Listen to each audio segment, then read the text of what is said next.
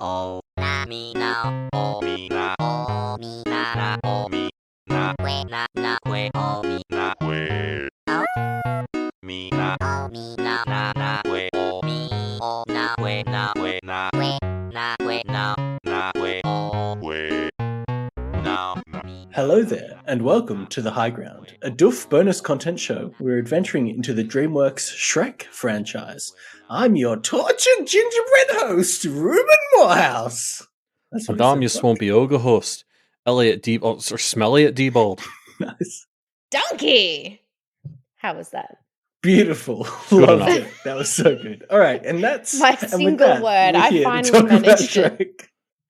God, there's going to be a lot of editing to make this coherent. Nah, so just because I'm sure Elliot has cut the bit out, we should give the backstory to what just I'll happened. include it as a blooper, like on the Discord or something. Okay. I'll release this whole clip as a blooper A lot somewhere. of me Okay, cool. screaming. Well, if you want to know the backstory to why we're already 5 minutes into this recording and we've got about 3 seconds of audio, you can check out the blooper on the Discord.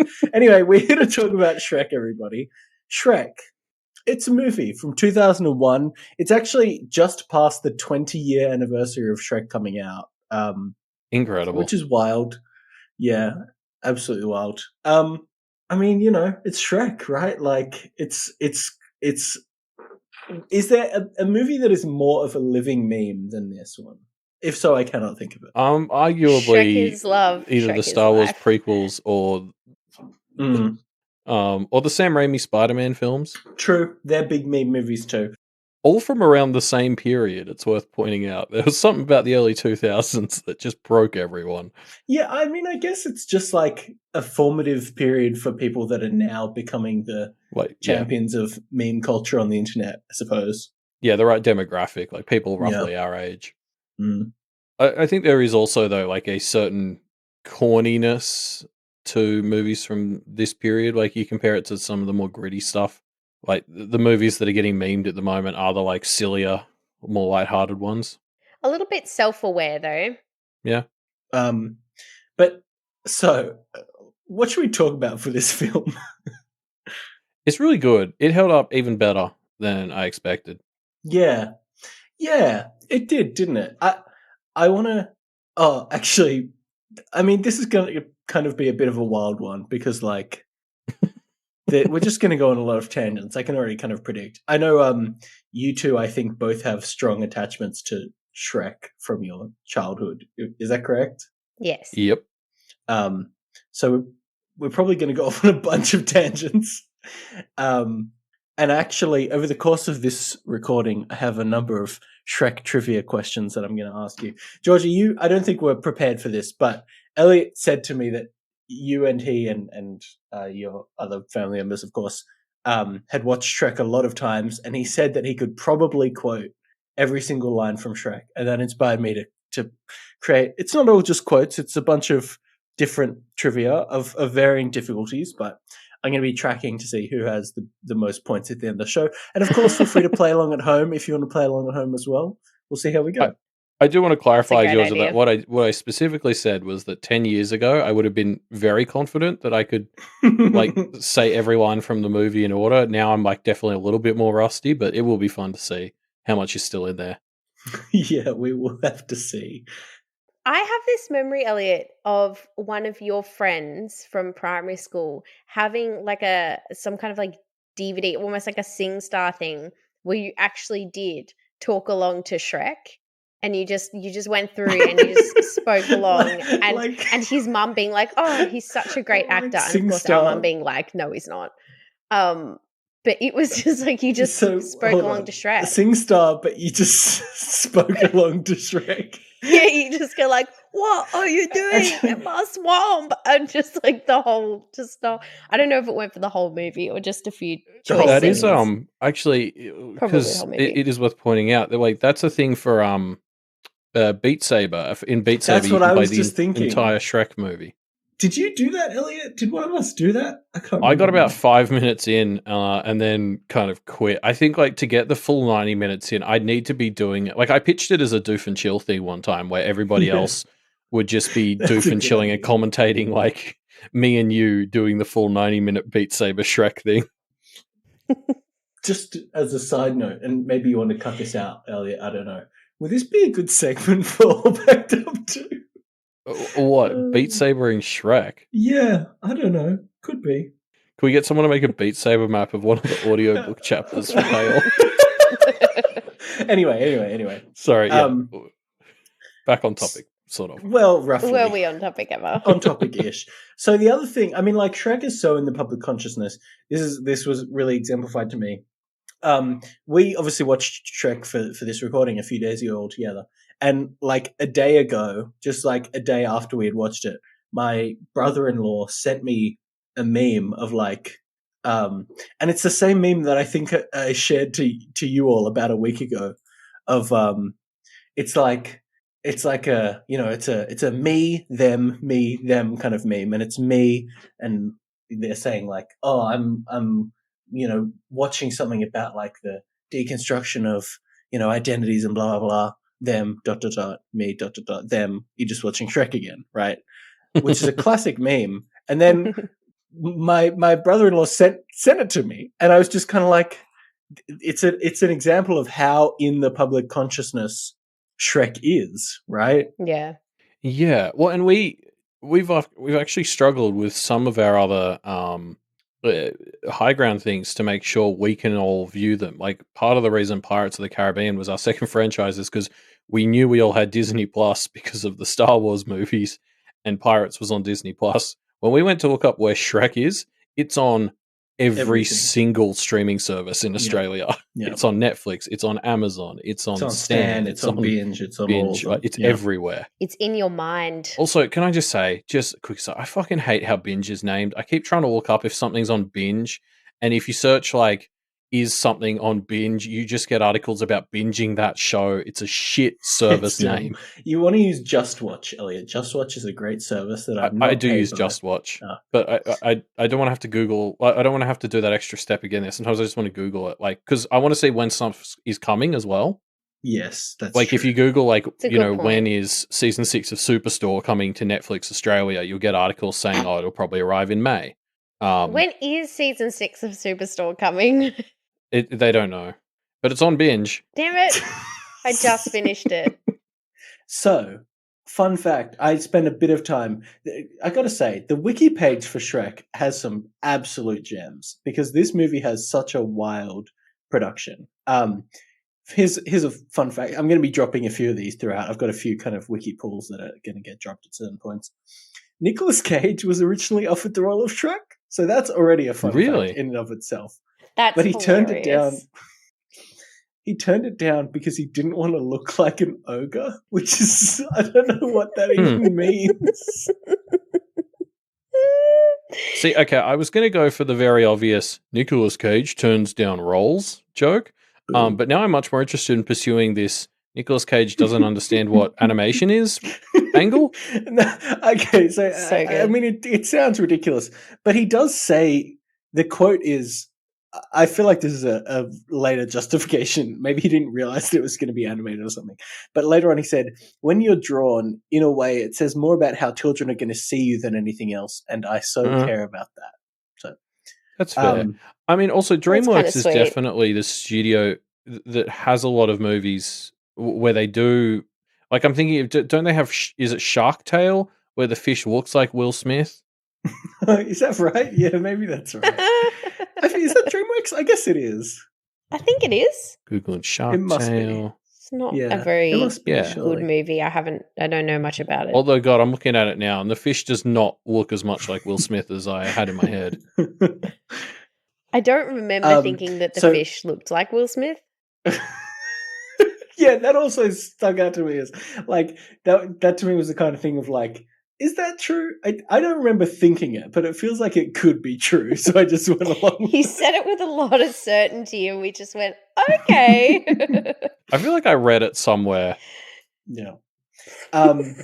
Yeah. So they got Chris Farley then to do the voice work of Shrek, and he was about, I think, like 80 or 90% through, but then he tragically died when it wasn't complete, and so they recast it, brought in Mike Myers, who took complete creative control of the character of Shrek and like rewrote He insisted apparently on a complete script rewrite. Did that. That was all done. He completed all his voice, and then he decided that he wanted to do a Scottish accent. So they went back again and re-recorded all the lines. So, like, there's another one as well. I would Actually, love to hear another that. thing from from the wiki page. Yeah, what would it have been like before then? There's another thing from the wiki page where the DreamWorks animators apparently, if they did badly on other projects that were going on at the time, like The Prince of Egypt, they were sent to work on Shrek. They referred to it as being Shreked or being sent to the gulag. So this movie shouldn't have been good. Like, all this backstory stuff makes me feel like the movie should have been terrible, but Yeah. it just somehow is amazing. What's the gulag? Like sent to the it's like a gulag. Siberian prison, right? Oh. Yeah, like a Soviet like concentration camp sort of deal. Yeah. I had no idea. Yeah, so it No, wasn't a but- good thing being No. Shreked. But I will say, because I've seen that get put on, like, Today I Learned things on Reddit, and I've looked into it in the past, and this was like 5 years before Shrek came out, and it was a super different project. So it was being hand animated at this point. Like, when Wow. people were getting Shreked, that was back when it was actually something that was going to be drawn. Yeah, I mean, it seems to have gone through like 3 or 4 complete overhauls, right? Yeah, in fact, I want to read a quote from what the plot of Shrek was at this point, where people would get Shreked and taken off other projects. Okay. Shrek was essentially the story of the ugliest guy in the world who meets the ugliest woman in the world, and they get together and have the world's ugliest children, said an animator who stormed out of the story pitch in disgust. So, oh like, my gosh. the original plan for this movie was just to make fun of ugly people, I guess. Like, it sounds incredibly shitty, and like, if that was what the project was when this was going on, then I think the, like, Shrek being a punishment makes a lot of sense. Yeah, I guess some of that is lingering from, like, so something that I didn't know about this before I started wiki diving is that Shrek is a book, right? Oh, really? It's like a fairy tale, isn't it? Or is it like a modern book? So Shrek is a ogre who enjoys causing misery with his repulsiveness. He gets kicked out by his parents. He meets a witch. He basically goes around, like, you know, fucking people over and being a general nuisance. And then he meets a princess and they fall in love because they're both ugly, and they marry and live horribly ever after. So I don't know. I mean, it seems like that early version of the film aligns more with the book. Sounds closer. Yeah. That definitely sounds like a much, like, obviously we'll get into this as we actually start talking about, like, the plot of the movie. But like, this movie is a really kind of uplifting inversion of a lot of fairy tale tropes. Like, it challenges fairy tales in a very uplifting way. It sounds like the original novel is trying to challenge the tropes in the same way, but not quite as uplifting. It just sounds kind of shitty about doing them as well. Yeah. Well, I don't know. Maybe that's an unfair like assumption I'm making about how it was summarized. I think that this is the thing that makes Shrek successful. Well, this is what it feels like to me, is DreamWorks as a company. I don't know the full backstory, but from what I understand, it was formed as a company because Jeffrey Katzenberg and whoever else were, like, moving away from Disney as an organization, right? And so they went and they created their own company so they could do their own thing. And Shrek as a movie is like the perfect actualization of that idea, right? Like, it's, in so many ways, it's an explicit rejection of the Disney princess / fairy tale mythos, right? And that's seemingly the part that the people making the film cared about and found interesting, and that's the stuff that really makes it work, right? It's a really good point. Yeah. I think it's interesting that they apparently took a book that did that in what sounds like a not so great way and made it work in a really cool way. Like, this definitely sounds like an example of the movie being better than the book. I find it interesting that it was going to be initially hand animated, in that the non-hand animation is actually really good. And I think, like, was something that was surprisingly held up really well, given that this movie is, like 20 years old now. Yeah, I was surprised at how good it looked. Like, compared to when you see the people in like Toy Stories 1 and 2, they look terrible. The way the Yeah. people are worked into the like art style of Shrek is kind of fantasy fairy tale-ish. They hold up surprisingly well. So, and just things like when I think about, this versus Toy Story is like the facial expressions of the people.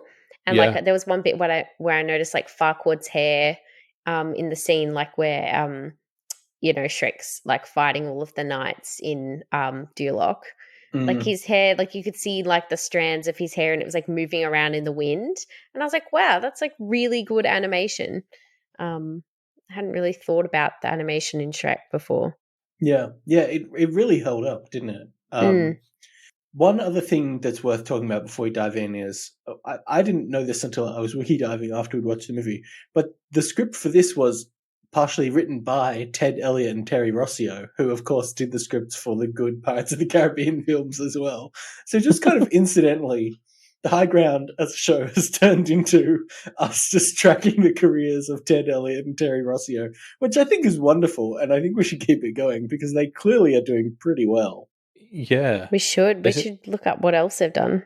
I actually did, because I was thinking, I was like, wow, they seem to have this knack for taking things that probably shouldn't work that well and really making them click. They did Small Soldiers, which that's a deep reference for anybody else who saw that film at like age 8 like I did. They did Road to El Dorado, which I'd argue is one of the better Oh, like we could animated watch that. late 90s, early 2000s ones. And they did Godzilla versus Kong, which for a bit of behind the scenes sneak peek for those of you listening, I have been suggesting the Monsterverse movies as one of our franchises we could cover, like Godzilla and King Kong and stuff. So more ammo for that fire. They also did G-Force, Georgia, the movie that you are named after. I know. I've definitely never seen it. Well, we definitely have to cover it. I mean, I have no idea. I think it's about a hamster, isn't it? That's all I know about it. Like guinea pigs, I think. So same shit. We should watch it. I feel like we should watch it. Georgia, we definitely saw it though. Like, but like I'm talking about, I saw it once when I was like 10, which means you would have seen it once when you were 8. So like we're gonna remember fuck all about it. Did it come out when we were that old? I don't know. I'm looking it up now.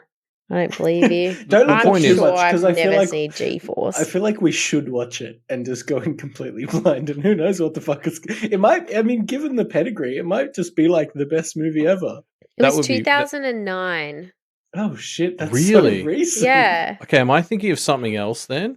What are you thinking of, Elliot? Maybe because there's no way I watched this at age 18 and don't remember it. I don't think because I remember looking at it and thinking like I would have fucking loved this as a kid. So I was thinking I don't think I was a kid. They're like I'm thinking of cats and dogs. That's what I'm thinking. Oh, that's a good movie. We should watch that too. We could do animated, sort of semi-animated CGI animal movies. Yeah, that sounds like a great topic for a series of films. It really flows off the tongue as well. Yeah. God, it looks terrible. I mean, cats and dogs are basically hamsters, aren't they? Like, sure. Hamsters and guinea pigs are not the same. You just think all rodents are the same. We could watch Stuart Little as well. Hannah and I were just talking about how much I fucking hate that movie. Oh, really? Do you hate Stuart Little? Why is that? I hate Stuart Little. I don't know. It always creeped me out. And it's never addressed that he's a rat that's up for adoption. They just pretend like it's. I saw a meme the other day that was like, "Oh my god, look at all of these poor orphans. We'll take the rat." So exactly right. Anyway, I watched a recent video about this YouTube video about this. Great up and coming YouTuber called Leo Vader. Love him. Great stuff. And the video is about the cat in Stuart Little's Snowball who talks to Stuart Little. Oh yeah, but he doesn't talk to the humans. Exactly. Yes. None of the humans seem to understand him, and Leo is trying to track whether they can understand him and are just dicks to him all the time, or whether they can't. And it seems to be somewhere in between the two. I would strongly recommend this YouTube video. It's a wonderful experience. Send it to me. Yeah, post that in Sounds the like something I would Discord love. after, please. When this episode comes out, I want to watch that. For record, the name of the video is "Can They Understand the Cat in Stuart Little?" Great video. It's a good question. I like that as a title. It's also, I've just noticed it's a lowercase c. It doesn't start. It's not in title case, and it's kind of driving me mental now. Anyway, let's talk about Shrek, shall we? So now that we're 20 or 30 minutes into this episode, let's start by getting into the actual plot of Shrek. So we meet Shrek, the titular Shrek. He's an ogre who loves to be by himself, but unfortunately, his nice, isolated swamp quickly gets a bunch of fairy tale creatures dumped on it by Lord Farquaad, who is rounding up fairy tale creatures for persecution. Can I just jump in saying that just Lord Farquaad is just such a great name. It's really good. And his whole character is just so dislikable. They really nailed it. I wanted to just quickly bring up that this soundtrack slaps from moment one. And I'm not even talking about All Star by Smash Somebody Mouth. once told me the Even world before is that, like gonna roll me. the Shrek theme Keep song. going, Georgia. I ain't the sharpest tool in the shed. Yeah. She was looking good. Did you do a little sound effect for me? Yeah, you got to do sound effects as well. With the finger and I'll stop. Yeah, we'll get your singing's too good. We'll get a copyright claim. Start coming. It'll definitely come up. Yeah, no, but like even like while Shrek was reading the fairy tale thing, like it opens on a shot of Shrek like reading a fairy tale that's about Fiona, and like the sort of like Shrek more soundtracky score music comes on, and even that came on, and I was just hit with waves of nostalgia. Like the sort of pop culture soundtrack, like actual pop songs that they've got are very good, but even just the score for this movie slaps. Yeah, because that's the little like riff that Fiona sings later in the movie to the bird and stuff as well. Yeah. Just that little, I never really thought about that. Just like because I feel like we said the same thing about Scooby-Doo last month, but this is really even a step above that. Yeah. It's less iconically 2000s. Like the Scooby-Doo one is still the one I point to as like, this is what the early 2000s were for kids at that time, or at least for me. This one's just a great timeless soundtrack. Yeah. I think everybody had. Did you have the CD soundtrack of this? Definitely. Yeah, so did we. So did Penny, my partner. We were watching this film. I was like, "Oh, we're gonna watch Shrek," and she was like, "Oh, I had the soundtrack for Shrek when we were growing up." I'm pretty sure just everybody had that green CD in that shitty old plastic case. Definitely. Yeah. No, I'm wondering if because remember, like every single kid in Australia had Age of Empires 2 because they gave it away with rice bubbles. I did have Age of Empires 2 now. I'm thinking about it. Yeah, because they gave it away. Like Rice Bubbles is what Rice Krispies are called in Australia. So basically, if you bought a box of Rice Krispies, you got a copy of Age of Empires 2, which meant every kid who had a computer had Age of Empires 2. Yeah. And I'm wondering, I'm trying to remember, did they do that with Shrek? No, I think it was just really freaking good. Yeah. Everybody wanted it. My dad used to buy us. So for Christmas, Christmas stockings. I feel like this is maybe an Australian thing, but like you get a stocking that's like full of junk. Yeah. Yeah. Right? Like you get you get your presents under the tree, but you also have the stocking. I feel like it's meant to be on the end of your bed, but in our house at least, it was usually just in the living room. But yeah, it'd be filled with a bunch of junk that would fill up the whole stocking. But probably fireplace. It's like a northern hemisphere thing, isn't it? For us, it would be on our door handle. So I don't know. Who knows? Yeah, but I think we just like sat them next to the couch. But yeah, it's like you fill them up, but the total value of what was stuffing the stocking would still probably amount to less than whatever was under the tree. So we're talking like chocolate coins or a classic stocking stuffer. My dad would get us Little Bo Peeps, which are like these little hard candies, and he would always get us, in addition to that, a magazine and a CD. And so I'm pretty sure that, and we're talking like, it would be a CD of like it's like a classic 2000s-y. So fresh. Like, yeah, So Fresh, or like Yes. whatever Missy Higgins has just put out or something, right? Like, or the Shrek soundtrack, I'm sure would have been a stocking CD. So I Mm. feel like it's kind of a similar thing of like, you know, kid God, we're parents have to turning buy. into. Sorry, I was going to say we're turning into Malia and Jenny. We're talking about Christmas. Yeah. Well, it's we're almost stealing that their season. shtick. It's almost that season. To bring this back highbrow for a second, we recently watched, as a group watch, the first episode of Invincible, and there's going to be some minor Invincible spoilers here. Sorry, everybody. But something that Invincible does is in the first episode. Have you seen it, Georgia? Oh yeah. Okay, cool. So in the first episode, it like tries to trick you basically into thinking that it's a slightly different type of show than what it is, and then like pulls the rug out from under you. And like, I think it's a very fun thing that it does, but it leads to what we were talking about in this group watch was it leads to the first episode of the show kind of feeling very tropey and somewhat boring as a result. Like, not fully boring, but like, oh, I've kind of seen this before. I don't need to pay attention until you're 2/3 of the way through. But what Shrek does is do that in about 10 seconds and in just a way better way. So, because the opening to Shrek is him reading a storybook and you're kind of like, oh, it's like a fairy tale. Like, It blah, feels blah, like blah. Beauty and the Beast or something. Yeah. Yeah, exactly. And I mean, I kind of knew what was coming because I've seen this movie a million times, obviously.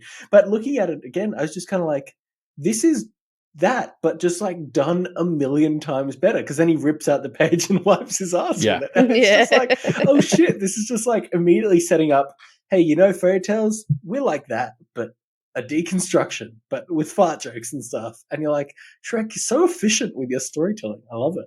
Yeah, that's a really good point. Like, it's very, very quick in establishing exactly what it is and what it's doing. Yeah. Like this movie is going to take fairy tales and it's going to put shit all over. It's going to wipe its Yeah. ass with them. I mean, yeah, like unironically, that's what it does. Yeah. Well, because then after this, like as he's walking out of the outhouse, where he reads Somebody this, once yeah, told me. like Sorry. Smash Mouth comes in, which obviously I don't think was as big a pop culture statement back then as it would be to use it now. Yeah. But like, then he goes and he takes a bath in his swamp, and it's just like generally a 2-minute montage. Like, it's the credits, but it's Of also him just being 2 minutes of gross. it's 2 minutes of him being as gross as possible, and it's like like, it's just very clearly saying this is not a fairy tale. This is not Prince Charming. Yeah. Yeah, it's just like, it's very... I wasn't expecting to come away from this movie with such a deep appreciation of how competently made and talented the people behind it were. You know what I mean? Mm. But I did. Like, it's just like, Yeah. You watch it when you're a kid and you don't take in this stuff. And then I've never actually watched it again intentionally being on the lookout for this kind of stuff. But when you are, it's just like everywhere in this film. Yeah, watching it now as an adult, it holds up so much better than I expected to, like, as an adult film. Like, I expected it to still be funny and nostalgic, but I didn't expect it to actually be good. But I think as well as the like concept being good, the dialogue is so good. Like, it's just, Oh yeah. it's so funny. Like, every line is hilarious. And just the voice acting is so good as well. Which is why I was Yeah. like, oh, it's so hard to imagine it without the Scottish accent. That's ridiculous. I wonder, can we try and do some lines? Let's do some lines from Shrek, but without the Scottish accent, okay? So, What are you doing in my What swamp? are you doing in my swamp? What are you doing in my swamp? Maybe it'd be like a fancy... Harketh, what art thou doing in my swamp? Ogres are like onions. They have layers. God, it sounds so wrong. Shit. Yeah. It sounds so shit. Hello, ogres are like onions. Do we know what the original accent was? No, that's I just was wondering. It's probably not Australian. I mean, I'm assuming it'd be Mike Myers, so it'd be like a Canadian accent, right? Like, or Austin Powers voice. Maybe he did it in his Austin Powers voice. No, that would be really And good. what would that sound like, Elliot? Give me a moment, because I have not seen Austin Powers since I was like 12. Just singing the same thing. I was like, what does Austin Powers Like, sound what is again? Austin Powers? It's like He says, shagadelic, "Oh, baby. Baby, yeah. Oh, Yeah. behave. Oh, That's behave. the one. What are you doing in my swamp? Oh, that's good. That's really good. Ooh, that felt so gross. I did not enjoy that. Ooh, what are you doing in my swamp? And so Lord Farquaad would be like Dr. Evil. But he doesn't need a mini-me, which we'll get to. He's just mini-me. He's like a cross between the two. All right, everyone. Enough fun and games. It's time for the first Shrek trivia question. Here we go. Oh my god. I guess buzz in with your name when you want to attempt the answer. Some questions will have bonus points. This question, there are a total of 2 points available. Okay, first part. I'm not going to tell you what the bonus point is going to be for, though. You'll just have to see if you get it or not. So here's the question: Shrek and Donkey meet, and Donkey starts following Shrek, right? And Shrek, he gets a bit upset at Donkey for this, and so Shrek says to Donkey, "Why are you following me?" What does Donkey say in response? Donkey! That's me buzzing in. Oh, okay, so that's wrong, but yeah, if that's your buzzer, then yeah. He says, take it away, Georgia. I think he says, "'Cause I'm all alone. Yeah. There's no one here beside me. Keep going. My troubles have all gone. There's no one There's no one to drive me. But you gotta have faith." And he goes, "Stop singing!" Yes, you're correct. And you know what, Georgia? You got the bonus point because you sung it and didn't just say it. So you get 2 points. Now, Elliot, you had a few words that were wrong in there. For example, it's "my problems have all gone," as Georgia said, not "my troubles have all gone." So, yep, okay. Up there, the scoreboard. Georgia, 2 points. Elliot, 0 points. All right. No. We'll have some more questions coming up. Coming up later. I'm looking forward to it. So yeah, Farquaad is looking to become king, so he needs to find a princess to marry, and he finds one. He picks one from the, game show-esque kind of thing that the magic mirror does, but he needs a champion to rescue. This mirror game show is at least the first super prominent example of like one of the things we haven't talked about too much yet in this movie, which is like how much it leans on pop culture references and parodies for its humor. It doesn't do it that much, does it? Like the one that stands out the most to me is, and we all called it out when we were doing the group watches, "Oh, here comes the Matrix" reference, which is very dated, even though there is a new Matrix movie coming out. But like, I guess maybe it is. Maybe. But there's even things like "You and what army" and like is that a reference? What's that a reference you're to? Coming with me, and there's a whole bunch of them in there. Oh wow! I guess there's a lot of one-liners that are references to things. And stuff like this game show. A lot of the like making fun of Duloc stuff is specifically targeting like modern culture. And like obviously Disneyland as well. Like we'll get there. But yeah, I guess the point I sort of wanted to make here was like we've already talked about how it's intentionally challenging fairy tale tropes. And what I thought was interesting was, given that it was already doing all that, I would have thought that then just like very frequently but unimportantly constantly making pop culture references would have actually kind of felt out of place and taken away from it. But it totally doesn't. Like the bit where the mirror just does a game show for Farquaad to decide which like princess he wants to marry is still fucking hilarious. Yeah, it works really well, doesn't it? And I'm just I don't even know why. Like I was trying to think of like why it works when I feel like it shouldn't, and I have no idea. But like I enjoy all the pop culture references as much as I enjoy the like on the theme references. But the scene that you skipped over by going to the mirror one is my favourite scene in the whole movie, which is where Farquaad is interrogating Gingy. I just love that. It's so funny. It's kind of fucked up too. He's like ripped his legs off. Yeah, there's a lot in this film that is really fucked up, hey? Yeah. And then it's like, "Okay, I'll tell you. Do you know the Muffin Man?" And then they just quote the whole song. But they make it sound like an interrogation. It's so good. Yeah. And he crumbles his leg up. He does. Yeah. I don't know. Like, it just is so... I really was just in awe of this film as I was watching it. Like, I was enjoying it a lot, but I was just kind of being like, oh shit, this is so much cleverer. Things operated on more levels than I realized when I was just a stupid kid. Yeah, 100%. Penny wanted me to mention as well that her favorite scene is the bit where Shrek's approaching Duloc and the guy in the mascot outfit runs through the What do you call them? The Oh, yeah, queue like the queue. area. Yeah. But he And then- zigzags, like he doesn't just run straight He through it. actually He And still you know runs follows through the them. Shrek's rules. just going to walk through it all, and then he does, and then that guy hits his head and gets knocked out. And she was she couldn't even describe the scene to me. She was laughing so she wanted me to It's convey not that funny. Like, it's good. It's I good, got but it's yeah. not See, that- this is the thing. She laughed so hard at it, and it's like it's a funny joke, but it's not. It just really tickled me. Yeah, I mean, and again, like it's a funny joke, but also what a great metaphor for how Shrek is different from the people of Duloc. That even when this guy's running for his life, he won't break the rules, and Yeah. Shrek just fucking cruises through.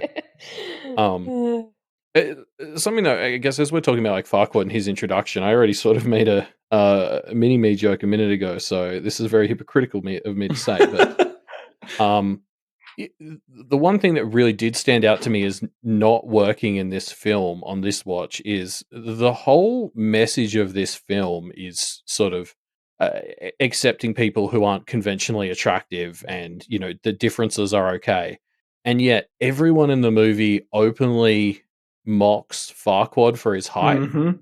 Like And- aggressively. Yeah, and like he's a dickhead, so obviously like there's like a limited amount of sympathy there, but it also like it does just sort of run well, especially because I feel like the motivation on Farquaad's end is actually set up that part of the reason he has this chip on his shoulder about everyone needing to look perfect is because he's insecure about his height. Yes, 100%. So it's like like he's making things worse, and he's doubled down on the problem that's like caused his insecurity and whatever, but like you sort of lose the moral high ground a bit when you just so mercilessly make fun of him for something he also can't control. Yeah.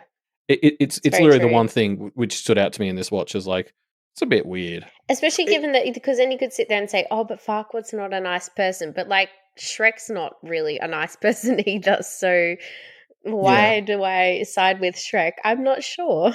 Yeah, well, and like even if he's not a nice person, like that doesn't like you're still invalidating your own moral position a bit by like saying, oh well, the right to be accepted for who you are only applies if you're not a cunt. Like it doesn't Or quite if you're like tall. Or you have to be really, really Yeah. ugly, not just short. yeah, like it just stands out a little bit watching it now. I wonder if it's from a previous version of the story. Like, I could see it from the remnant of the versions that we were talking about before that were a bit more cutthroat, I guess. Yeah, maybe because I suppose the thing is without them, there's no humor to Farquaad's character, and so maybe it was one of those things where Otherwise, like he would just be they too didn't- much of a fascist.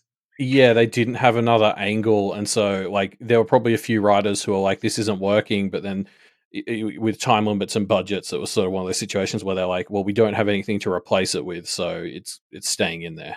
Yeah, I can definitely see that. I do like the scene there where he gets off the horse and there's like the fake legs to make him look taller. And the fake gauntlets as well. Yeah. Yeah, it's very good. All right, folks. Farquaad, he has a second in command, an executioner that is following him around the entire time.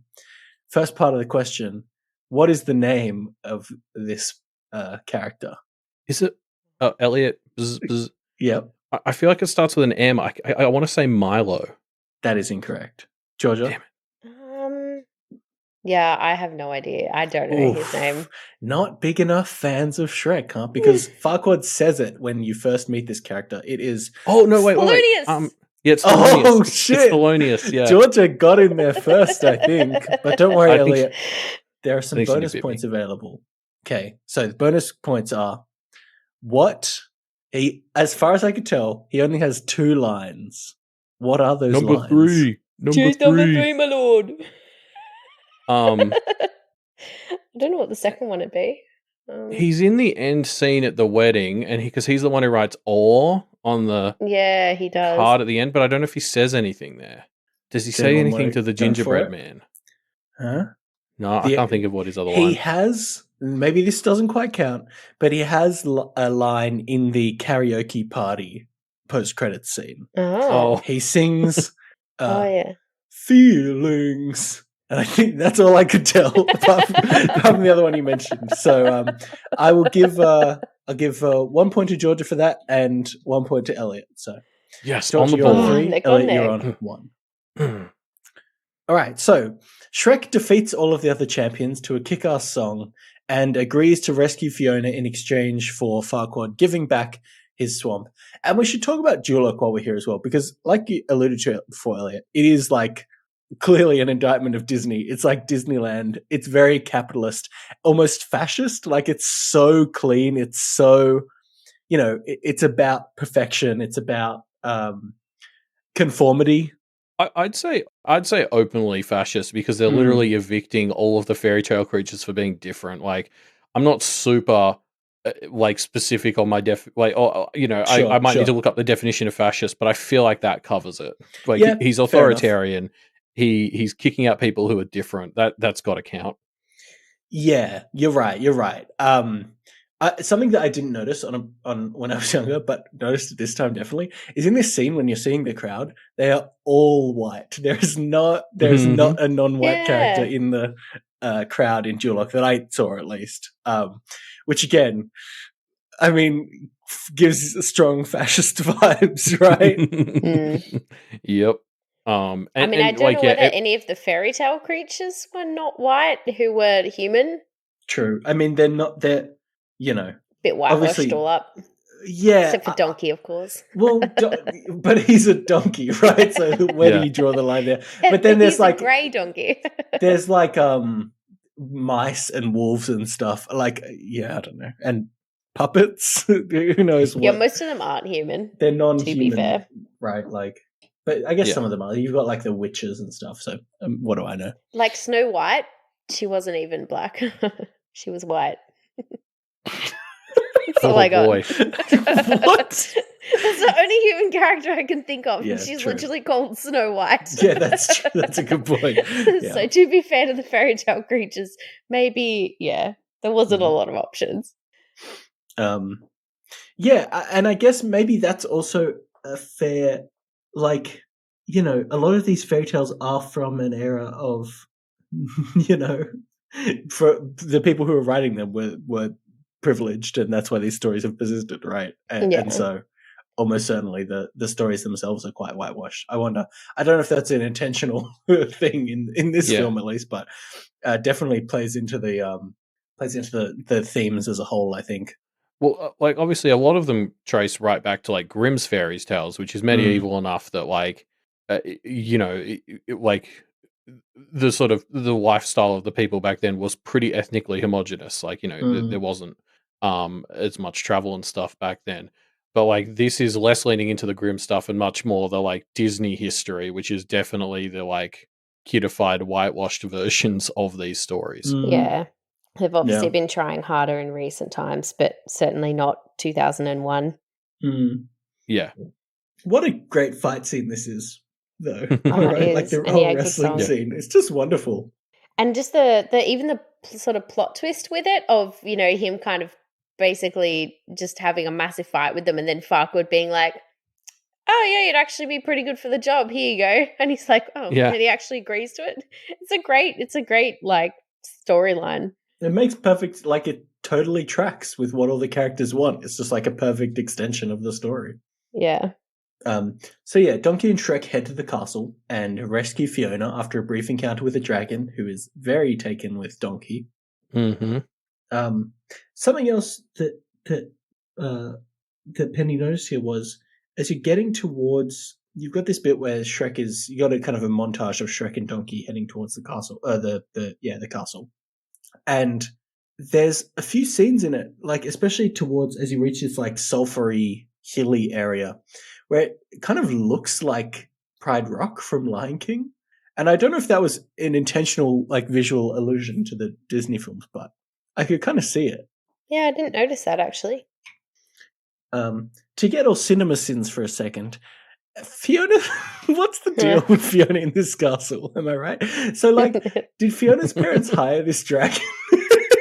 Is this like a service, like a dragon bodyguard? Yeah, But then I it don't know can't if they be ever make that clear. Because the dragon was going to kill her with fire as much as it was going to kill Shrek and Donkey. Is this partly explained in the sequel? I don't know, because I feel like the fairy godmother kind of Was it that the Or fairy godmother? spoilers. I don't. I haven't really seen that one. So You haven't seen What? Shrek What is 2? the fuck is wrong with you? I saw it once. Well, I saw it once when it came out, but I don't remember it. What I Oh remember is I my think Prince God. Charming is in it. You are in You're in for a real for a real treat. treat. Oh real my treat. God.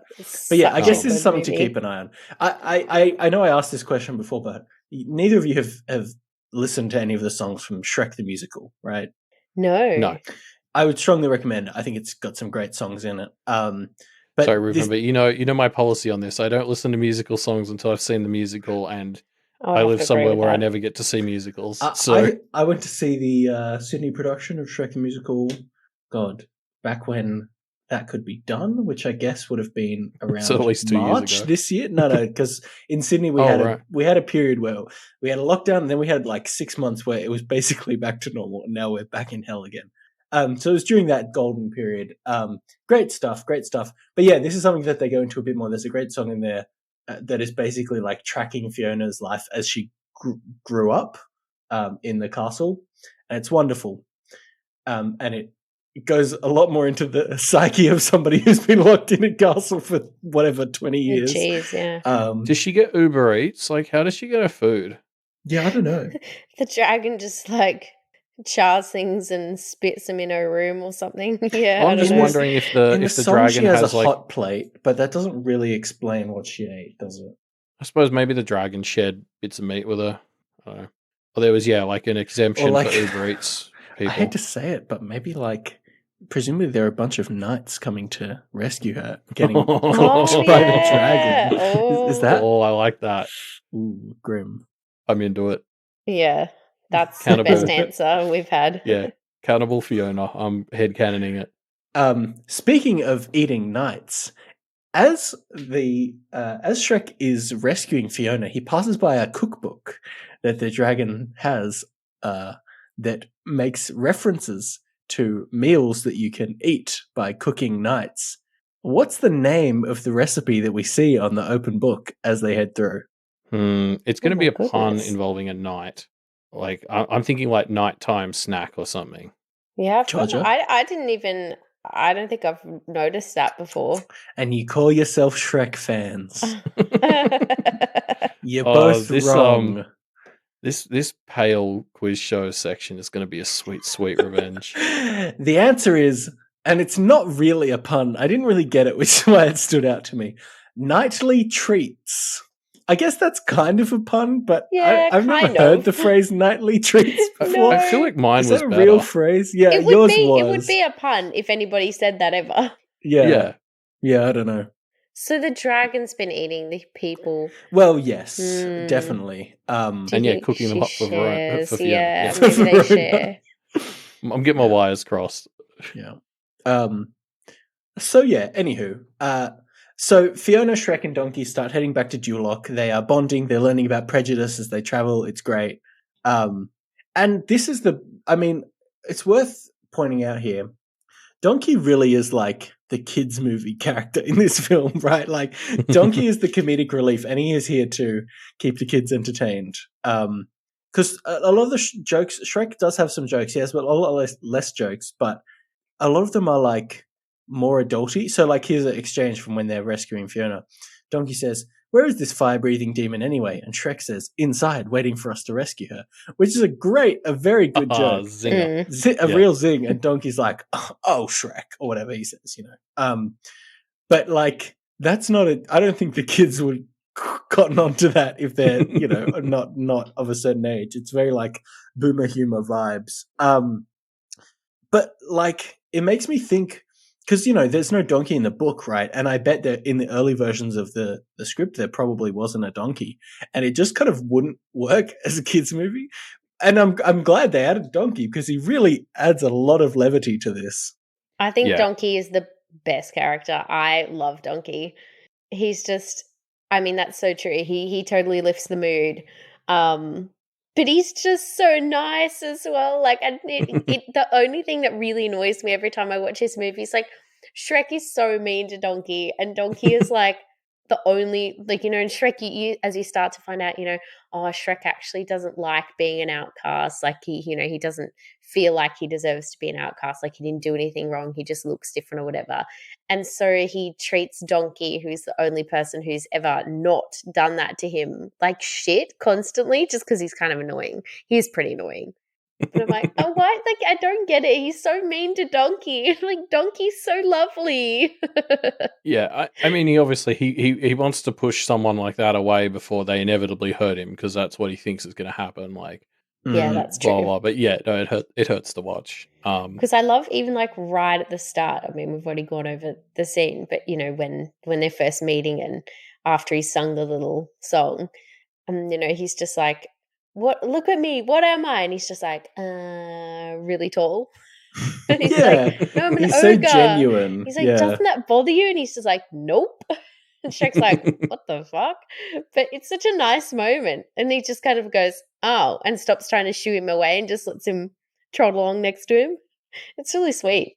Yeah, he really is the heart of the film. Yeah. I mean, like, obviously Shrek and Fiona at the start of this film, they're not super likable, right? Like, Shrek is obviously pretty grumpy and Fiona is like very like stuck up princess. Yeah, exactly.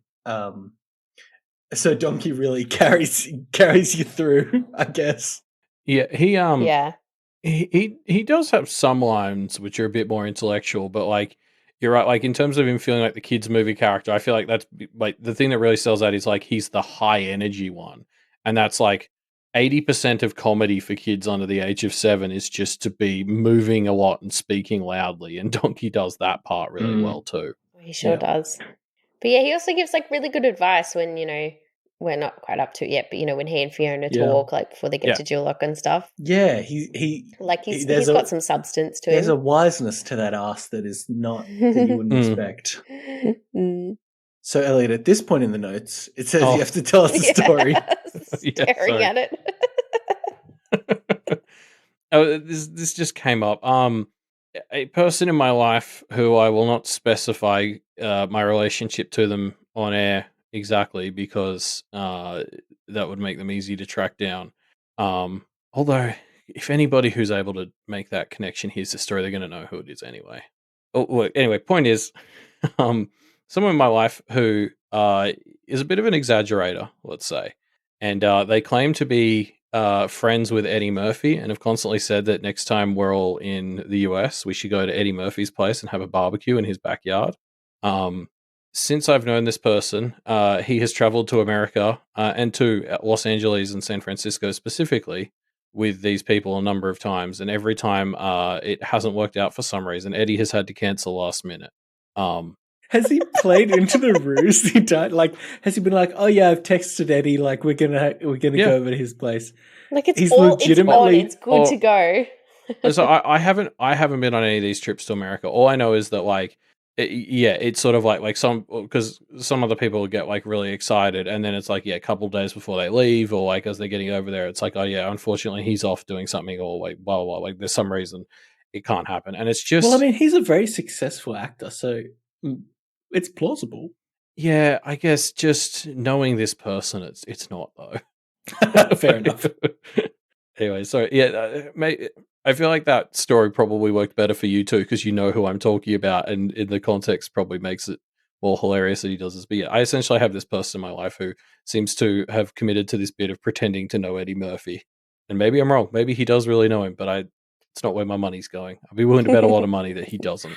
Ooh, I can't wait until this eventually gets out, and then this person does like reveal a photo of them like hand in hand with Eddie Murphy or whatever, whatever will prove it. I would be willing to believe that this guy met Eddie Murphy for 5 minutes at a party once and has extrapolated that meeting to Eddie and I are best friends, and I can go to barbecue at his place in order to like continue escalating the story every time he tells it. Maybe Eddie is just that nice, and he meets somebody at a barbecue and he invites them back to his place, gives them his phone number. I mean, he could be. He's not though. Yeah. Getting back to the movie, we were talking about Fiona's character before. I do want to call out, like, it didn't occur to me until this watch, but she really feels like a representation of like the little girl who has grown up watching Disney movies and has been like indoctrinated by the Disney mythos. Like, yeah, that's so true. she believes, you know, it's very much playing into the kind of patriarchal feminine role of putting your princess on a pedestal, and then, you know, very unhealthy kind of relationship dynamics that is exactly what Fiona believes should be the norm. I just thought that was so wonderful, and another great extension of the messages of this film. And I suppose as well the sort of thing that she and why she falls in love with Shrek, you know, which initially seems like quite improbable, is probably because that's all what she thinks she should be like. Yeah. But then when she acts like herself, you know, she's actually pretty down to earth. You know, she likes Matrix style fighting. I don't know what Yeah, she likes freeze karate? framing and kicking people. Yeah. And like, and you know, exploding birds. yeah, exactly. You've got the little montage of her, like, you know, she's actually pretty nasty. And that idea that, yeah, and so she falls in love with Shrek because they're actually fairly alike. And yeah, that I suppose, yeah, it's like all that stuff. She's just been told you should be like this, but she just isn't. Yeah, I mean, which is well, quite like the nice. prominent example is that she does, like, she's a great fighter. Like, she doesn't kill. Well, maybe she does. She kills Robin Hood and all of his band of merry men. Who are for some reason French. I still Yeah. don't fully understand that. Just go with it. But it works Robin so Hood was well. classically French.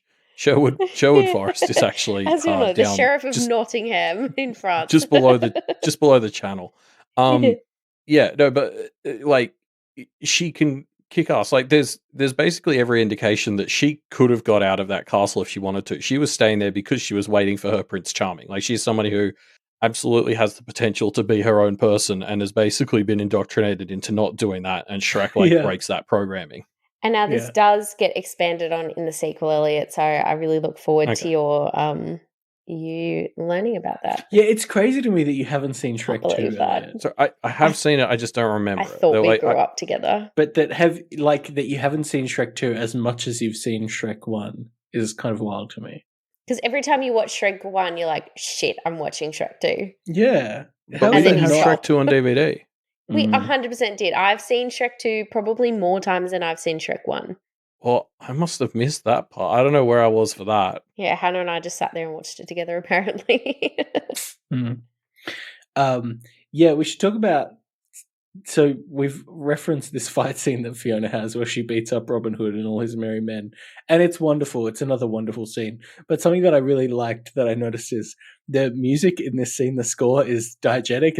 There's a guy on the accordion playing along the entire time. And then he's the last one left and he kind of chases after Fiona and the accordion just kind of goes hoo, hoo, hoo, until she gets kicked in the face and then it just stops. And it's so wonderful. It's like... It's just another really great scene that you know you might not catch on your first run through, but it's just great. Yeah, there's a lot of actually like really good visual gags in this film that are very blink and you'll miss them. Like I rediscovered, I think I probably knew this as a kid, but I'd forgotten that like the mama bear is like a rug on Farquaad's God. thing at the end, and like the fucked up scene. Yeah, tons of stuff like that where it's just like great little line is at the start where the bears are sitting in the cages and the little bear goes, "This cage is too small." They have a few moments like that. Like there's also when Shrek first comes out and sees that his swamp is covered in the fairy tale things, and it's just like it sort of has a couple of shots looking at them, and each one probably has like 3 or 4 jokes hidden in it. Like you'll sort of like in the foreground have these witches landing their brooms, and like you've got like a little gnome fucking doing like the airway signals because it's a runway, and that's like a joke in and of itself. But behind it, there'll be like the shoe, and there's something going on with that fairy tale. Like there's this movie isn't at all afraid to just throw like 4 things on it at once and like expect you to kind of miss a bunch the first time. Yeah, 100%. There's just so much. It's so densely packed full of jokes. Yeah. So yeah, we get this montage as they're heading back towards Duloc, and there's this one bit where they're like camping out under the stars, and it's this great, very emotional scene. And Shrek names some constellations in the sky above them. Can anybody tell me any of the constellations that Shrek mentions? 1 point for each one you can name. He there's, says one, and it's not Taurus, but it's very similar. Hmm. Do you want me to give you a hint? I can give you a hint. I know there's someone the flatulent, and we can guess a what blood he's nut. famous for. It's blood nut. Yeah, nice. Well played. I think I'll Nice. give you both a point for that. That was pretty good. Yeah, I needed the flatulent to get that first half, so that's fair. Yeah, and I couldn't get the first half. I could only get the teamwork. Okay, I'll give you the description of another one that he mentions. This is a constellation that represents the can only spit ogre over to 3 ever wheat spit over fields. 3 wheat fields. Exactly. Yeah. Can you tell me the name of that I ogre? can't even remember the name of a person I met 2 seconds ago. But you remember the description of this I constellation? remember Yeah. Odious' name. It's something like I'll give you the point. Hoagie Toss. It's got like Nah. it's a name that works into what that story is. I remember. This one actually isn't. The name is Throwback. Nah, I don't wouldn't really have get it. gotten Maybe that. there's a joke there that I don't get. I'm going to give Georgia the point for it anyway because Yeah. she got that it was the only ogre ever to spit over 3 wheat fields. All right, Maybe and that's finally, maybe that's something Shrek did in the novel. That's why it's a throwback. Oh, that's very That's clever. not bad. Wow, good joke if that's Can I true. have a point? Fuck you. No. I mean, if you could prove that it was true, I would give you the point. Yeah, but if it's no. actually true. Yeah, prove it. and you get Ruben, the I've been point. watching a lot of Taskmaster recently, Yeah, and you're that's nowhere good. near corrupt enough to be a good Taskmaster. Soz. This is Um, unacceptable. Okay, so Donkey asks. There's one more that I've got here. Donkey asks Shrek, "Are there any donkey constellations?" And Shrek clearly makes one up on the spot to appease Donkey. Does anyone know what it's called? Oh, No idea. it starts with a G. And it's like a really daggy name. What is it? Gabby? I think it is Gabby. Something I'm going to like give you the that. point for that, Elliot. It's Gabby the Small and Annoying. Yeah. So that's incredible that you got that. I'm really impressed. I thought these questions would be harder and would stump you all. And they have a bit, but you've gotten Yeah. a lot of them. To be fair, Georgia probably deserves a point for that as well, because I wouldn't have got there That without was the it another starts with a teamwork G. one. And I could remember did the not small have and that. annoying bit, but I couldn't remember the name. Gabby, there's- small and annoying. There was a possible bonus point, but nobody here got it. Donkey, for a moment, also thinks the moon is a constellation, but Yeah. I'm not going to That's give right. that. I do enjoy that. That big one right there, that's the moon. Yeah.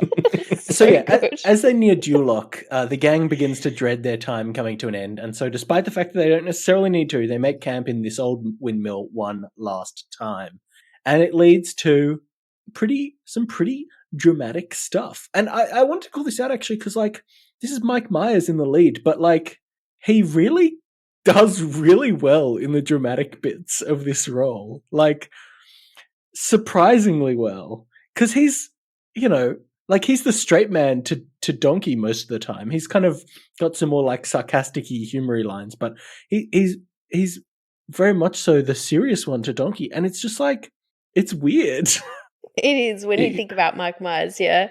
Because I don't know that I've really seen Mike Myers in anything else except Austin Powers, but my understanding is he kind Yeah. of came into this off the back of Austin Powers. Yeah, Which, or like- The Love Guru, which is much later and very terrible. But like, I think that kind of proves your point. Like taking the guy who was Austin Powers and being like, can you be like essentially the straight man of this film? Like that's a weird decision to make. Yeah, but he really kills it. Yeah. So yeah, Donkey finds Fiona and learns of her terrible secret, which is at night she turns into a hideously ugly ogre. And there's like a whole misunderstanding about this. And I'm normally one of those people that really hates plots revolving around misunderstandings based on overhearing a tiny snippet of a conversation, which is a very common trope. But like, I don't know what it is about this one. It is just so satisfying and well done. I think it's because the dialogue is done really well. Like every time I watch it, like it's so clever, like how exactly the words that have been used are so like misinterpretable. Yeah. It's Yeah, perfect. It's perfect. Yeah. I actually have something else I want to add to that because I put a lot of thought into this after we watched it because I agree. I liked it. And I also agree this is a trope that I almost always universally hate. Like the main reason I've always said that I don't think Black Panther is a great film is because most of Black Panther's plot is essentially formulated around this trope, and it drove me nuts. Like most of Is Black it? Panther could have been solved if everybody stopped and talked about what they were doing. And I think the reason it works really well in Shrek is that the bit that he overhears targets this insecurity that the entire movie has been like really fundamentally weaving into their characters. Like we already talked about, Shrek is the kind of person who pushes everyone away because he thinks they're going to hurt him. So like, of course, him immediately leaping to the conclusion that Fiona thinks somebody's a monster would apply to him. Like that tracks with everything we know about him. That's very true. And then like similarly, it's during this scene that we're learning that like Fiona also has a big chip on her shoulder regarding this secret. So like, of course, as soon as she thinks Shrek knows her secret and doesn't like her anymore, that pisses her off. It's like it's a misunderstanding in this trope, but it's playing off such a well-established and like sensible set of their like what defines both of their characters that I think it still works. Like literally they're both just insecure about being hideous, ugly beasts. Yeah. And that the other one won't like them for it. It's very true. Yeah, you're right. Maybe that is what it is. It's set up more actively, which I think is good. Yeah. And it's just well written as well. Like it's believable that they would each hear that and make those assumptions. Whereas a lot of the times this trope is used, you think that doesn't quite make sense. You would clarify that with the person, or you would question it, or you would ask someone. Whereas like this is a topic that neither of them would want to talk about if they think there's even a chance the other person feels that way. Like it. And there's also no, like Shrek would, why? But when Shrek overhears that, he would never assume that Fiona was talking about herself because he doesn't know she turns into an ogre. Yeah, that you're right. That is a much, much wilder assumption that she's talking about anyone else. Yeah. So yeah, Shrek. Can I quickly jump back? This is jumping back a little bit, but this is like my like bobblehead guy moment. Is the bit where Donkey, where they're like, they don't want to go to Dewlock yet, and they're trying to convince Donkey like, oh, you look sick, and he's like, oh, well, I wasn't going to say anything, but my neck, sometimes it does this thing, and then he cracks his neck to the side and it goes really loudly, and he's like stuck at 90 degrees. He goes, ow, see?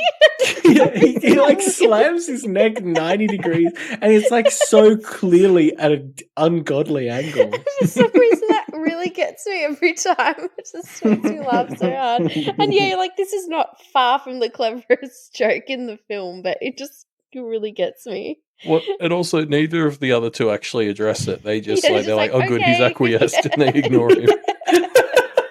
Everybody just accepts that that's how Donkey is. Yeah. Oh, good, he bought it. Yeah. So yeah, Donkey and Shrek. Shrek overhears this and thinks that he's being insulted by Fiona and that she'll never love him. So he goes off to fetch Farquaad, and then he goes back to his swamp to be sad and alone. Farquaad, such a good name. Every time you say it, it's just really, I think it must be hearing it in the Australian accent or something, but every time you're saying it, I'm just really like, it's such a clever That's his name, Georgia. I don't know what to tell you. It's just really good. It is good. There's also this bit, this is where, so Donkey is going off sad by himself and then bumps into Dragon, who's also off sad by herself next to a river. And then this is like them kind of reconnecting. And when I was a kid, like this felt like it was just a goofy joke to me, like, oh, because he's like a tiny little donkey and she's like a huge dragon.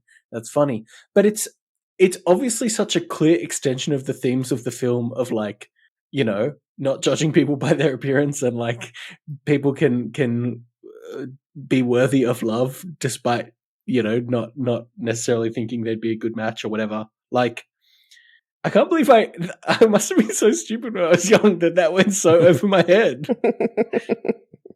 I'm not going to lie, even on this rewatch, I didn't quite put that together like you did. I just was back in autopilot and thought it was just a dumb joke, but it's a good point. I thought more about the fact that, like, yeah, that Donkey was all alone again, because, you know, his first thing was that, like, he comes into the story just talking about how he's so alone, and then he loses Shrek and he's just so alone, and then he sees Dragon and he's like, oh, like, hang on, there's somebody that appreciates me, which is... Yeah, the one person who actually wanted to put up with his shit. Yeah, and he's like, oh, maybe I should give her a chance, you know, and that's kind of how I took it. It's still really weird when they have kids, though. It is weird. They have kids. not Stay right. tuned, Elliot. Stay tuned. So yeah, Donkey and Shrek are arguing, but they end up making up, and Donkey reveals the misunderstanding. So Shrek heads to the wedding to confess his feelings to Fiona.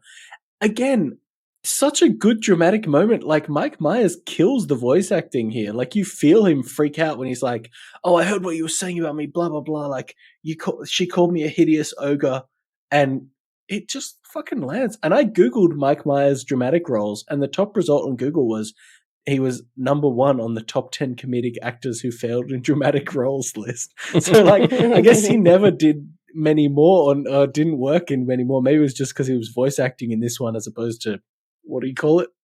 Regular acting, vanilla acting, Face acting. face acting, human yeah. body acting. Yeah, but like he fucking nails it. You really feel it. My heart broke when he went off a donkey. Yeah. Oh yeah, definitely. Something else. I also really like when they run into the wedding and they're trying to Donkey's like, so, and this is another subverting expectations thing. He's like, there's this line, you've got to wait for this one line where he says, does anyone object? And then they just, oh shit, we missed it. And he just runs in, I object, just in the middle of nothing. It's again really another good. perfect like rejection of the fairy, because like if this was a fairy tale, of course he would run in right at the perfect moment and object. But Yeah. because of what this movie is, it has to go against that, and it's so fucking perfect. And then they it's try just a great really hard example to of- find out what the line is, and they just we already said it. Yeah, like I think that's a great example of the extra mile they go, because to just invert it would be to just have him run in and say, I object at the wrong time. But the extra layer of rejecting it is to have him specifically organized to go in at the right time and still And then completely fuck it up. Yeah. Yeah, exactly. Like, it's an extra level of that. Yeah. I mean, the other thing, like to jump back to Donkey and Shrek in the swamp as well. I really like the way Donkey actually like stands up to Shrek here. Like you're talking about that moment he has with Dragon, and I feel like this is sort of, that delivery on that. Whereas like Donkey's essentially been a bit of a doormat this entire film and has let Shrek treat him like shit. And now that Shrek's doing that to Fiona too, Donkey sort of finally puts his foot down, and it's the character arcs in this movie are better than I remember them Right? being. This movie is just so good. Yeah. It's so perfectly constructed. Yeah, because Donkey's a really good like portrayal of somebody who's just really nice being potentially mistaken for somebody who is just willing to put up with anything or who isn't bothered by anything. And so when he actually stands up, it's like, no, he realizes you're being mean to him, and he doesn't like it, but he's just a very nice, he's just very loyal, and so he puts up with it because he wants to be your friend or whatever. Yeah, like he's super lonely and insecure about his life. And like that's it. He lets Shrek treat him like shit because he'd rather have that than be alone. Like what he's running away from is being alone. And this is like the point where he's finally like, like he's more angry at Shrek for what he's doing than scared of being alone. And he's also got Dragon now. Yeah. Elliot, would you say Shrek is a doormat? Sorry, Donkey is a doormat until Shrek finally crosses the line. Elliot, Yes. would you say that? Yeah. No, say it. Just say it. Oh, okay. Sorry. Shrek, Donkey is a real doormat. You even copied my fuck up. That's good. I'm a method actor.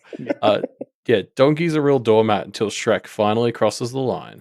Yeah, speaking of lines, who says this line?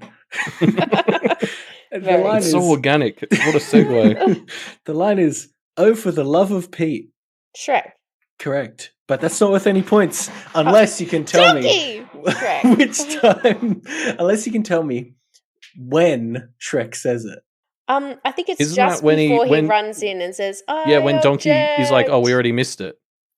I'm going to give a point to Georgia there. There's a second time. Shrek says that line twice. It's kind of his catchphrase. Oh. So, Georgia, you get 1 point there. Wait, Georgia, so Ellie, what was Georgia's answer? before going into the church. Oh, which so is the correct. same as mine. I was just too slow. You were too slow, yeah. Okay. But he says it a second time. It's probably to Donkey. Yeah, I know when Donkey's irritating him in the Lion King section before they go into the castle. Afraid not. It is when they are arguing right before Damn it, I was going to guess that, but it Shrek seemed too obvious. overhears the bad stuff. He says it there. So afraid not. Afraid not. All right. Anyway, back to the show. So, in order to determine who truly loves her, Fiona reveals her secret to everyone. Farquaad flips his dip and attempts to have them killed, but Shrek, really with help from Dragon, saves the day.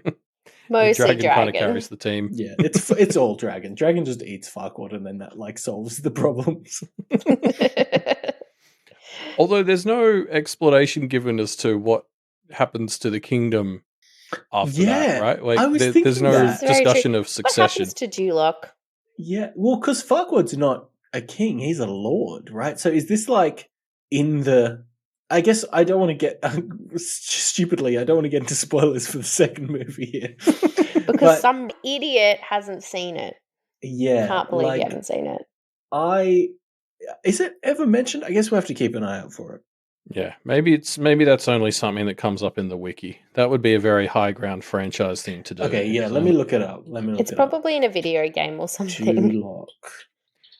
As Ruben's looking that up, I just want to say, like, we've talked about like the way they're deliberately inverting fairy tale things here, and this moment's obviously a classic where Fiona kisses Shrek, and then we have the big Beauty and the Beast transformation rip off. It's not even subtle that's what they're referencing. And then she's like the ogre, and then he still accepts her, and it's all like, it's extremely corny and predictable, but it still works because that's what this film is doing. It's both subverting and leaning into fairy tale corniness in a really cool way. Yeah, it's a very good ending. And then then we get a dance party. So I don't know where this has come from. I told you, fucking wikis for the high ground franchises, man. Yeah, they're just hectic. So, the original Princess of Duloc was called P E A. Okay. And of course, you're thinking Princess. The Princess and the P. Exactly. Not only was she the mother of Farquaad, she was the wife of Grumpy, one of the 7 dwarves. So that's the origin story to Farquaad. So he's half dwarf. So short. But how come if she was a princess, how come he is a lord? Is just a lord? Yeah, I don't know. Because that's like that's kind of like the whole point of the movie, isn't it? Is that he wants to be a king and not a lord. Maybe. Yeah. I mean, in the wiki page, it just says, Duloc is a lordship ruled by a lord or lady who can be directly crowned king or queen if they were to marry a prince or princess, which just seems over the top convoluted. No, that's just the wiki, like, covering the plot hole by saying that's how it works here, deal with it. Yeah. Only because I was going to say, like, that in a patriarchal system, if a princess marries, like, say Grumpy was apparently Lord of Duloc, then, she wouldn't necessarily, like, her kids wouldn't necessarily be royalty. That kind of tracks. Which tracks, except that then how come if Farquaad marries a princess, he would become a king? Well, just because... Like, that doesn't make any sense. My thought is Grumpy because... would be a king because he married a princess. He'd be the king of wherever Fiona's from. Yeah, I don't really get it. It doesn't make any sense. Anyway, I will say this because I don't think it's going to come into any of the things we watch. Maybe I'm wrong. In the Halloween special, Scared Shrekless, should I stop now? Are we going to watch that? Or should I keep going? I mean, we could. Will, but I also don't care about spoilers. Okay. Well, no, you see Duloc if we're again, watching basically. it, I care about spoilers. Okay. Well, we'll find out what happens to Duloc then. Spooky. But yeah, so Shrek and Fiona kiss and the day is saved. Fiona stays in ogre form, and then it's time for the end of the 2000s film Dance Party, which is very 2000s. It's so good. But this isn't even the good one because there's the extra There's one. two. That I sent Sorry, you. yeah. There's the DVD one that's like the post-credits scene or whatever. Yeah. And then the DVD one, which is even cooler, the karaoke party. No, I think the karaoke one is the post-credits one. I think that's a post-credits scene. Oh. Well, it's cool. Yeah. And that's the end of the film. I don't have anything to say about the dance party. I mean, it just kind of happens, and then you're like, yeah, cool. It feels like something we've done at my work. Like for those who don't know, like I work in a team that does like VR stuff, and whenever we animate a new character, one of the first things one of the animators in our office will do is make it do a funny dance, and we'll hop in VR and look at it dance. Mm. And this feels like Your job is that. so different from mine. It's so different. But like this feels like that, but at a time when any animation was still so expensive that like if you're dedicating some time to like, you know, for our animators, it takes them an hour to make like a new character do a funny dance and like add some karaoke music to it. You can sort of tell DreamWorks like it would have taken them tons of time, and as they were touring, they probably made them do these funny dances. And then it was like, oh shit, we spent like $50,000 on animators doing the funny dances. Can we make this part of the movie now? Like because it was also new and novel. It was like they still thought it was cool, and it had been expensive enough that they just crammed it in there. Yeah, I can see it. Yeah. And also the song. Yep. Then I saw her face. Dun, dun, dun, now I'm a believer. Yeah, I mean, iconic, right? Everything in this is. ing's just iconic. We I sang was that singing in the along to Stedford one every year. song. The year 7-8 choir that for some reason existed. But like because it All was in this women. movie, right? Yeah, just because it was so Like, popular. Yeah. It's like as in just I don't remember what we sounded like, but it's hard to imagine like year 7 and 8 girls singing this song. I can't imagine it sounded very good.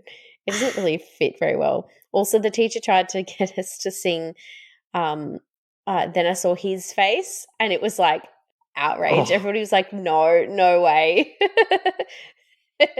Very Anyway. gender normative.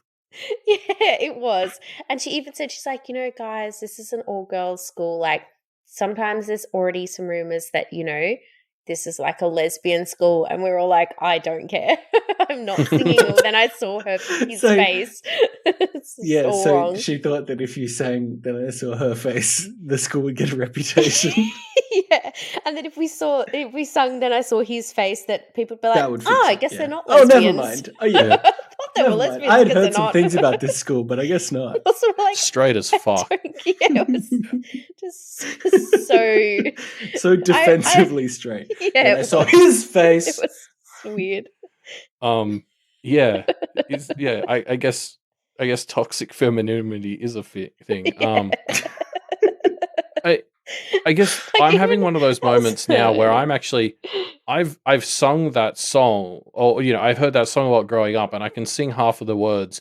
I think I'm only for the first time ever processing what they might actually mean, though. Like, do you guys have this very often? Like, where like you realize that you've been singing a song like along every time it comes on for like 20 years, and you've only just considered what it means for the first time. I've definitely had that before. What are you? Well, no, I have no what are you idea. I'm realizing about googling. it? Is there like a Well, I'm realization? wondering I think what it's it's just about. a guy. It's about a isn't guy who just falls in singing love. about that he didn't think he'd ever fall in love, and he fell in Yeah. love. And now he Oh, believes okay. in love. So that I Saw Her Face is a good thing. Yeah. Yeah. Okay, good. I just Yeah, had it in my head it's it was a like, bad I thing. thought love Then I was saw her only face, true and now I fairy believe in tales. zombies or Yeah. like horrifying ghouls. What? Yeah. Well, this I'm is a what I'm saying. I'm believer only in the just thinking supernatural. about it for the first time. Then I saw her face, and now I believe in ghosts Think because about she it had such a harder pale because face. you're catching on real slow.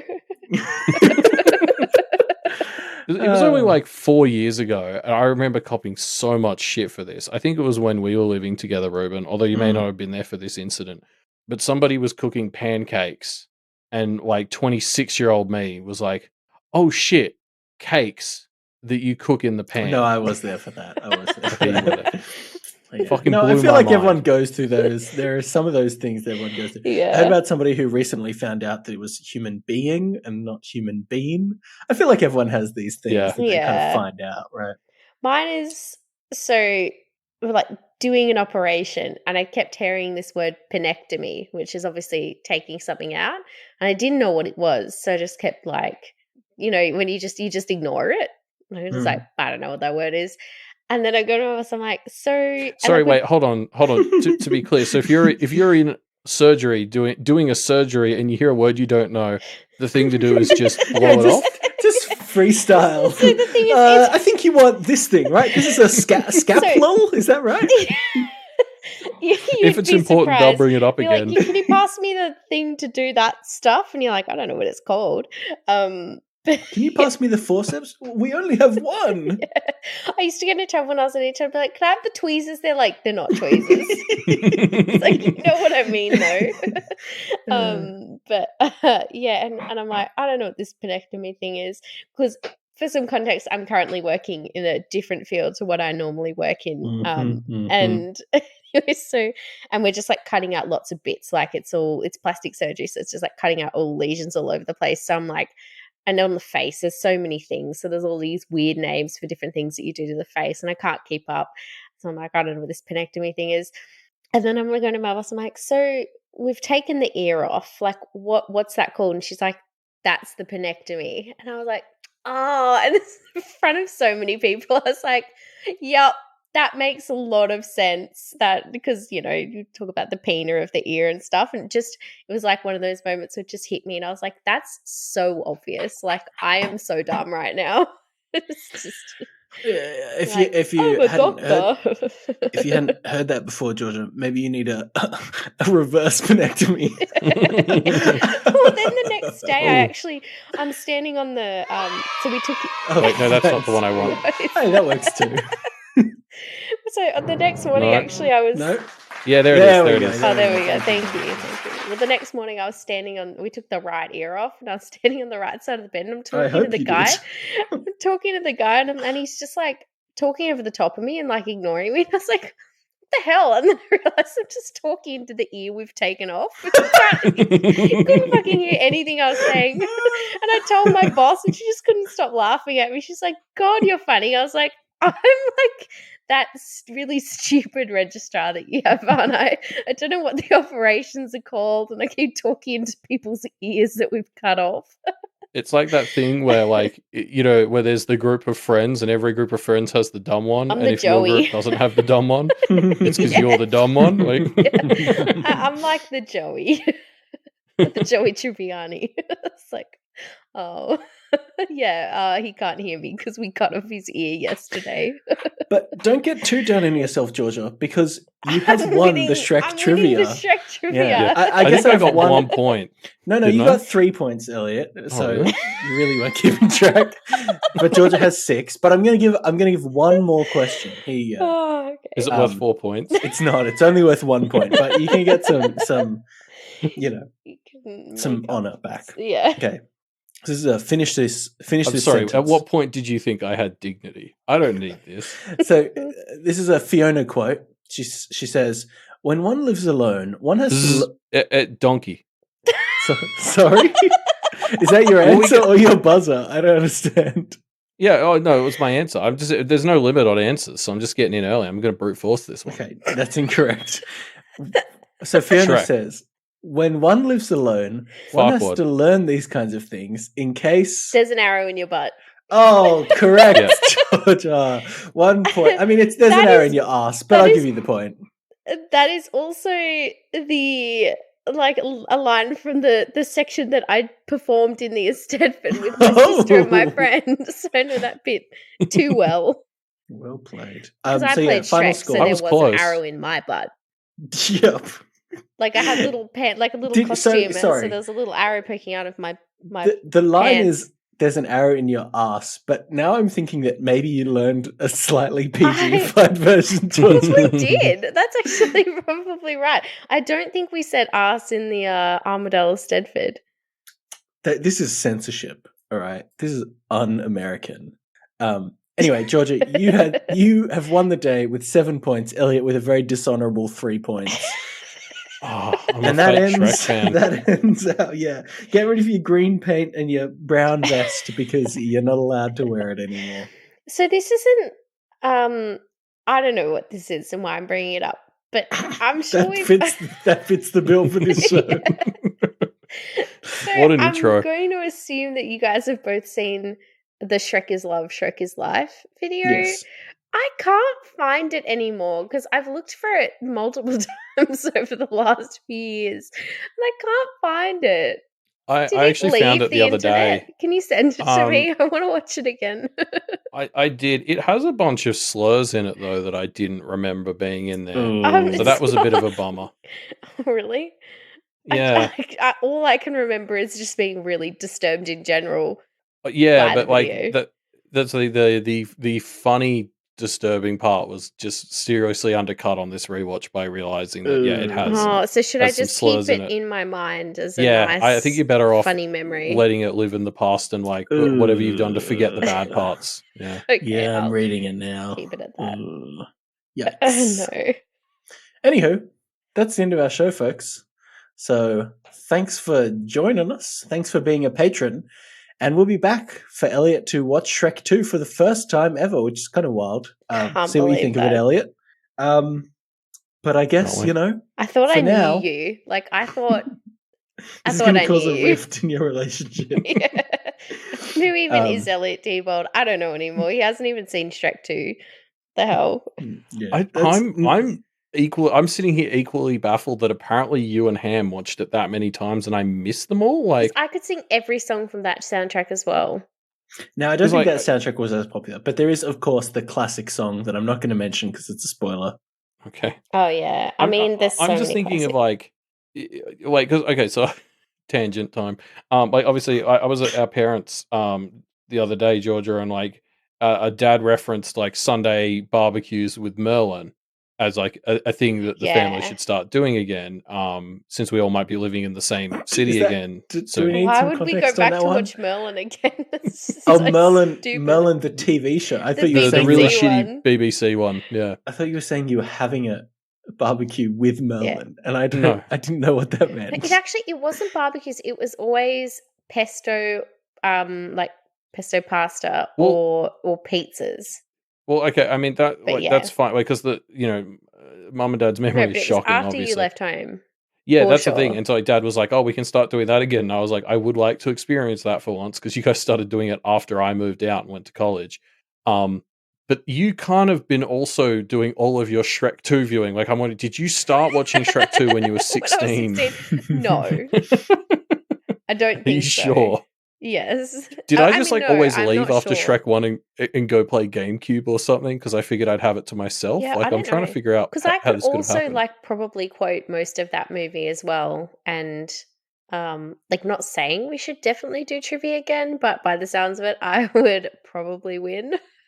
I might have to take over being the quizee. Did you know Merlin had an accompanying behind-the-scenes show called Merlin Secrets and Magic? No, God. There you go. Just like a, but the effects weren't very good. I don't want to learn how they did them. Learn what not to do. Yeah. People really This loved is how not Merlin. to I do. mean, like, I'm looking Oh, at the Georgia user was reviews. obsessed. Oh, I People fucking this loved show. it. Because I thought, I'm a bit angry with it. It's like a Game of Thrones type thing. Like, I thought it was going somewhere and it kind of just never really did. And then it sort Georgia, of I don't finished. know- And it was like, oh. I don't know why you thought that. It's just like Game Okay, of for Thrones. seasons 1 and 2, I thought it was going somewhere. And then That's season probably 3, I fair. started to be like, oh. And then season 4, I was like, well, I'm still here. And then season 5, I was in college and I was just like, I can't believe it's ending because I was so fucking sure that this was going somewhere at some point. It never, ever did. Fantastic family viewing. 10 Yep. stars from me. Well done, BBC. This is a 10-star review on the IMDb page. Anywho, and with that, I guess, I mean, we'll get into some of the Shrek sequels, but Merlin may be relevant. Oh, yeah. I see what you mean. Huh? Anyway, Yep. that's the end of our show. Some of so us as we have say seen- every time, Oh, yeah. bye, Bye, hoy, hoy, Bye, hoy, listeners. listeners, and get out Get of our out swamp. of my swamp, I guess. Is that, I'm sorry, is that I'm what just- we're 'cause- adding in? Yeah, I think Okay. so. I couldn't think of anything better to add. Sorry, I forgot to run that past you guys. I added that in last minute because we usually add something for every franchise, and I couldn't think of anything Well, else. the only other thing I could think of was to be like, hello there. what are you doing in my swamp? Which is kind of just But the it same, but at seemed the like other end. Yeah. a lot for the It's a bit introduction. aggressive at the Yeah. start, isn't it? It's a Yeah. strong opening. Like, maybe not. Especially that one. That one will seem even more aggressive and out of place when we do whatever we do after Shrek. Where you'd be like, "Hello there, and what are you doing in my swamp?" Now we're here to talk about Godzilla. Yeah, and they're like, "Whoa, that's a lot to take in." Look, we'll have a brainstorm because there's probably a Gingy line that would go in really nicely somewhere. We'll have to see. Yeah, that's for next time. But aside from that, we finished our outro like 2 minutes ago, so All we're going right. to stop the recording. See yous. Bye.